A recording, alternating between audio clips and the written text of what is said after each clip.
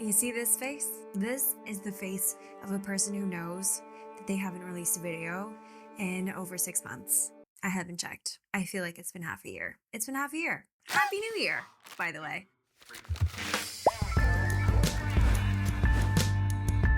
So you know how in basically every video I've said, here comes the fun part? Well, this is actually the fun part. Yay, making things! Applying the branding that we've perfected, chef's kiss, to marketing material. Yay!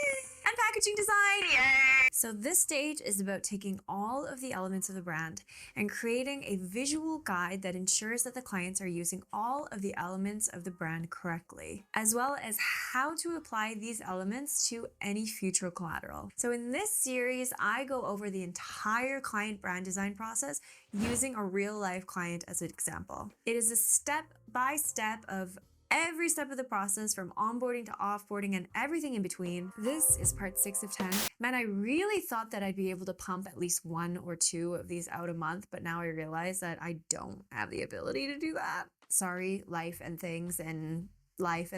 So, if you would like to watch the rest of this series at the rate that you would receive a new chapter of a manga, then make sure to hit that subscribe button.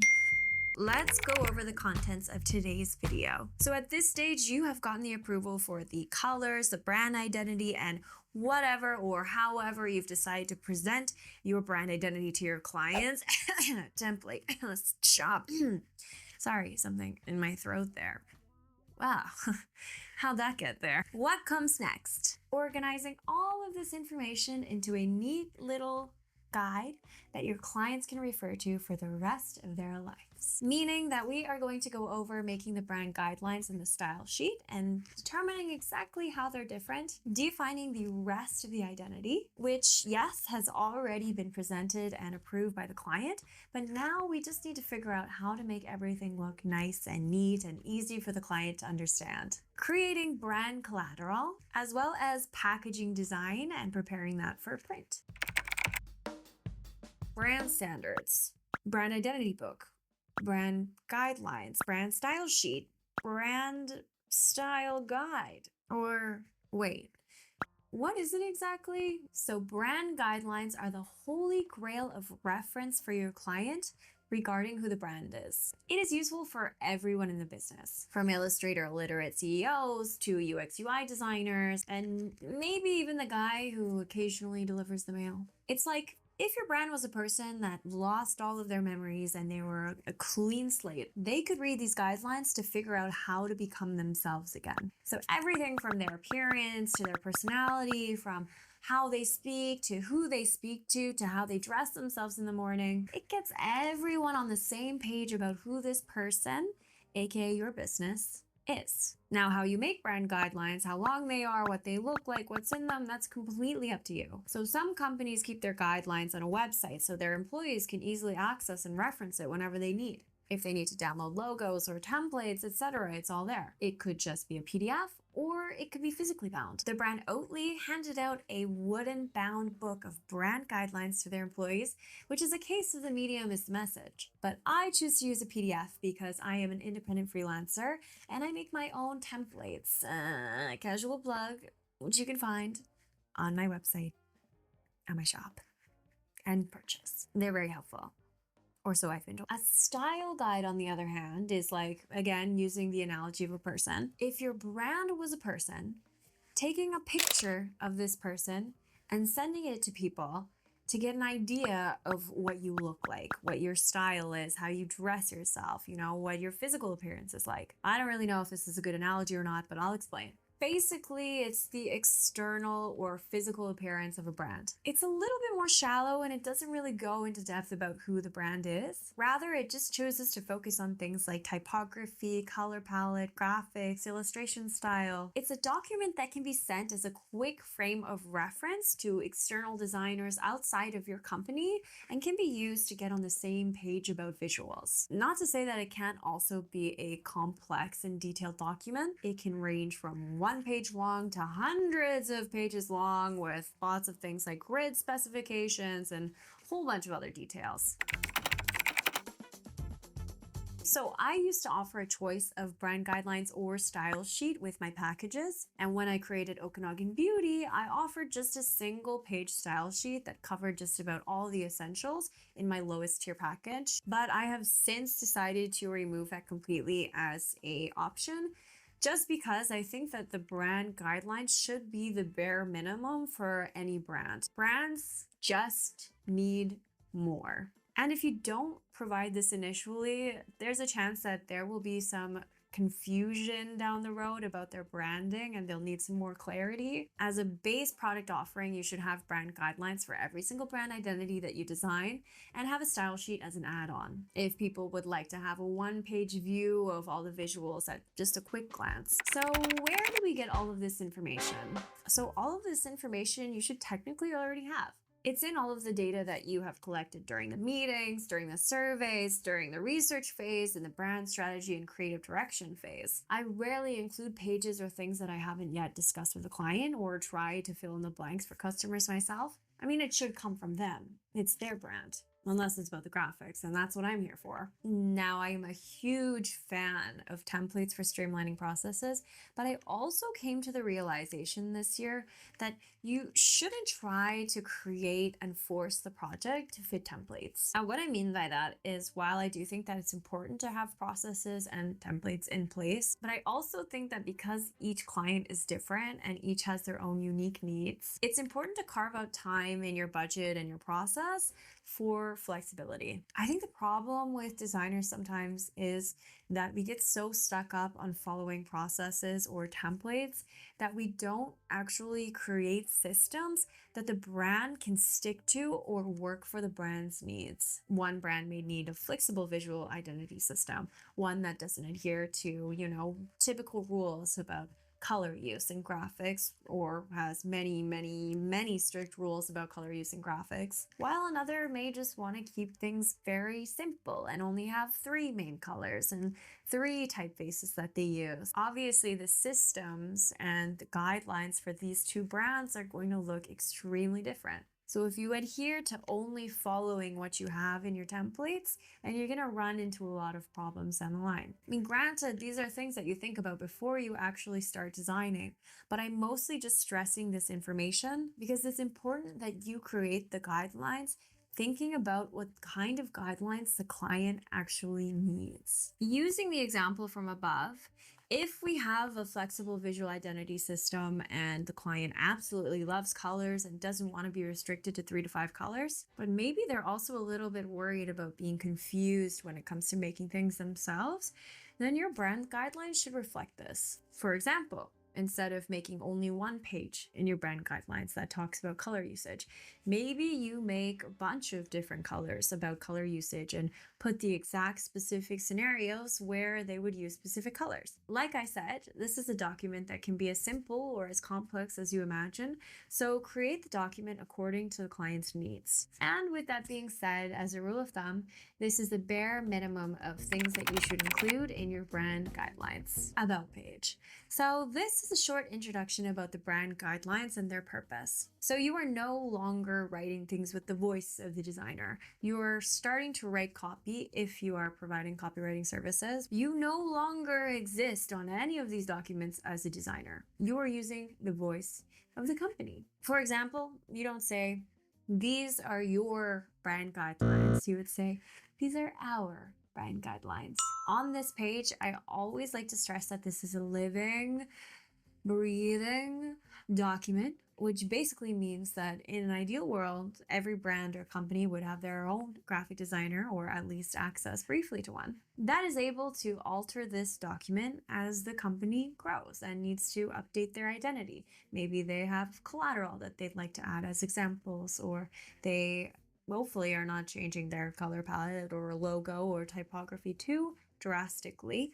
But over time, as trends come and go, this kind of thing is likely to happen. So it basically means that they're able to add whatever references or snapshots of things that you might not have personally designed, but it's okay. Because I promise you, you don't want to be bugged for every little thing anyways. And then we go into the things that you've written for their brand strategy. So we have about the brand, a section with a few of their brand words, a brand story, brand purpose, brand values, mission statement, brand vision, goals, target audience and persona, tone of voice or brand messaging. And all of the above sections do follow under the jurisdiction of a copywriter, and this may not be a service that you provide, so you can actually choose to omit this section completely. Logo concept, a write-up of the logo concept explaining the symbolism, images of the logo and mock-ups, primary logo, further explanations of the primary or main logo, including examples of use. We have secondary or additional logos, clear space and size minimums. So clear space is the minimum white space surrounding the logo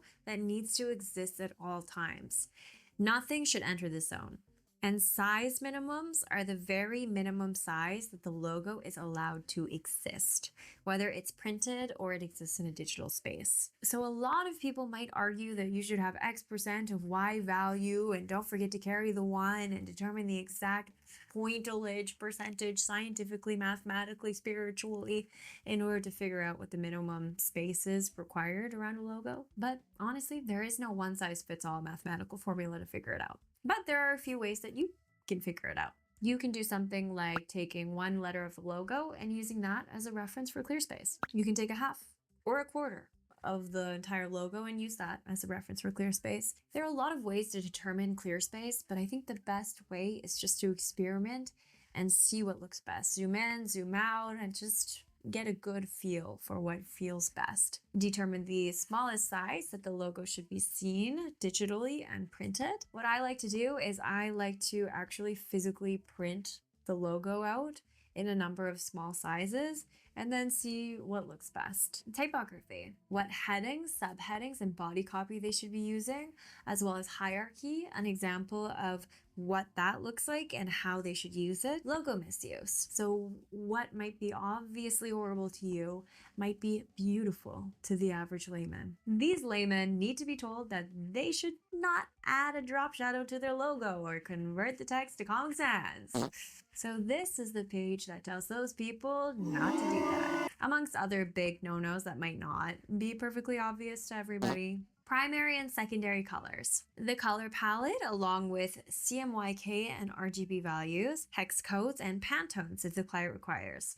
And how do you convert to Pantone? I struggled with this for the longest time. The only way you should really be doing it is by buying one of those Pantone books and doing it by eye. But if you're in a pinch and you don't have one of those books, the second best way is to look on this website to determine Pantones if you cannot cop out the money for a book. Again, doing it by eye, although I do recommend buying the printed samples. Creative application, so gradients. Only if they have them, you should include this.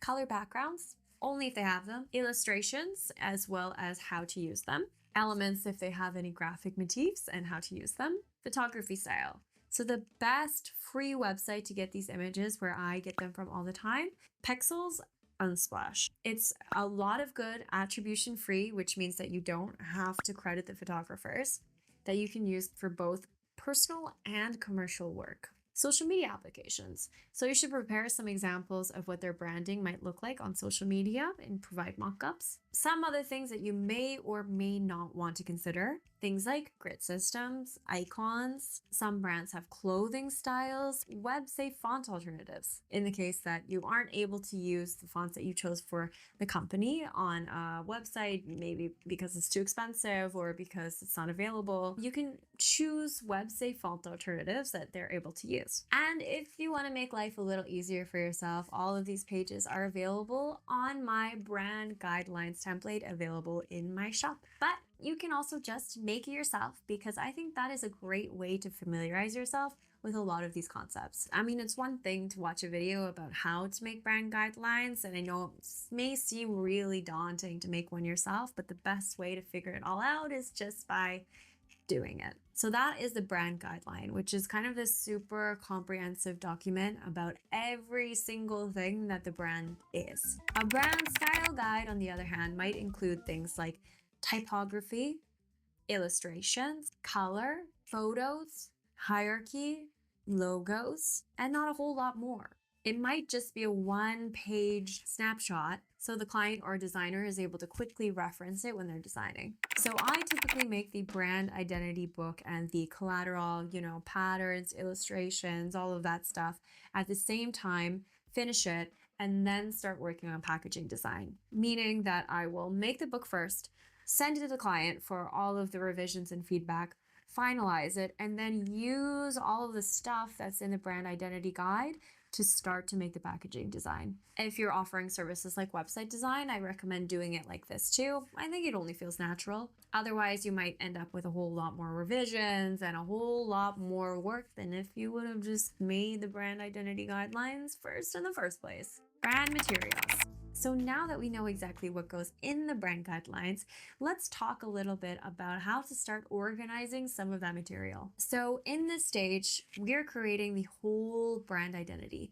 Basically, everything outside of designing the logo, the color palette, typography, illustrations, the backgrounds. So I typically don't consult the customer again at this stage. I think that I have a good idea of what they want me to do. And I prefer to just present the concept, make adjustments, present again, make adjustments, refine the concept until we have it right up to 3 times because, you got to set boundaries. So I'll typically start this process by getting one of my empty brand guidelines templates, going over the entire overview to see if there are any pages that I need to delete or add, and then slowly starting to fill everything out page by page. So I will look at my mood boards and the things that I've sent to my client. I'll refine the colors based off of their feedback. I refine any small touches in the logos, things like placement or, moving things over 1 pixel, stuff like that, as well as any other of the deliverables that they've requested. With all of these deliverables, I create more mockups that I not only use to send the concept to the client, but I can also use on the brand guidelines. Packaging design. While I do feel like this deserves at least another video in and of itself, let's try to condense this. So whether you're working on a packaging project where the brand already has their identity previously developed, or you've just reached this stage yourself after personally creating their brand identity, I think it's important to treat this stage as if you've just started the process. Meaning, yes, questionnaires, meetings, emails, everything that you need to make sure you understand the client's vision. Even if they gave you a brief before you started, now is a good time to revisit the brief with this client. They might have some new ideas from seeing their brand conceptualized. Ask the client to fill out a dedicated packaging design questionnaire. I will put mine in the description down below for free. I just use Google surveys to make things easier for myself. But this should basically cover everything you need to know about the packaging. Create your own brief if one has not been provided to you by the client, and use that to guide the meeting that you're going to have to get all of the answers that you need. Sometimes all the client knows is that they want a packaging design and not a whole lot else. And if you don't get the answers to the things that you need, it could reflect poorly on you. Things like, what material do you want? What is the use? Do you have a dedicated printer or do you want a recommendation? What shape do you want the packaging design to be? What size do you want it to be? And do you have a previously existing die line that you want me to work with? And it is solely the responsibility of the client to provide you with all of the regulatory material that needs to go on the packaging. Barcodes, icons according to regulations, as well as copy. In my case, I had received a die line from a client previously, and she had a dedicated printer that she liked to work with. So I went ahead and I designed the eyelash packaging for her, and she wasn't sure whether she wanted a window box or a slide tray packaging design. So I went ahead and mocked up 2 different versions from her, and in the end, she liked the other design so much that she decided to buy it as an add-on. And during this process, I regularly checked my work 2 different ways. First of all, by using Pandora. So I actually created my own custom eyelash window packaging design mock-up to ensure that everything was going the right place, that the layout actually worked. And secondly, using good old-fashioned printer and paper. It just makes things feel so much realer, and physically being able to look at the product, you can get a much better sense of layout and see what things are actually working. Actually, I even recommend printing stuff out when you're doing strictly digital work as well. It is like the equivalent of turning a piece of paper over when you're drawing something to see if it's working. Sometimes you work on something for so long that your taste goes bad. And no, I'm not talking about this taste. I'm talking about this taste, your taste and aesthetics. And using this printing stuff out technique is a way to refresh your senses. After perfecting the designs for the two options, I mocked them up in Pactora and exported the PNGs to use in mockups to present to the client. I usually will download mockups, even buy them sometimes, of packaging design to present to the clients, but I use Pactora because when I searched on the internet, I just couldn't find what I was looking for. Then, surprise, surprise, presented the packaging designs to the client. She loved them and she had no feedback other than to shift the type over on one of the sides of the packaging so she could put little stickers, little labels on the top. And after final revisions and approvals, sometimes I get a little bit nervous with the sketchy die line that things aren't exactly going to print out the way that I want them to. So I created a physical version of the product. I printed it out. I took videos of how it's supposed to look. And then I put those in a Google Drive folder along with the die lines, the PDF versions, the packaged versions, kind of that showed and demoed to the printer how it was supposed to look printed out. And usually I don't do this, but the die line I received was super sketchy, so I just wanted to make sure it was going to turn out the way I wanted it to turn out. Then it was all packaged up and print ready. And there you go. Now you might be thinking, wait, that's it, isn't it? We did everything. Well, the design work, didn't we? Almost. The files, all the files, oh, the exporting, everybody's favorite part. And I saved the best for last, contracts, invoices, documentation, yay. I decided I'm not going to include part on taxes because in no way that is not a part of my wheelhouse. I do not want to be responsible for all y'all getting investigated by the IRS and having your houses taken away, no. But if you're interested in all that other stuff, then make sure you hit that subscribe button because a new video will be released sometime in the future. And don't forget to follow me on Instagram because it's 2025 and we do that now. This is basically the equivalent of a business card. Thank you guys for watching. See you next time.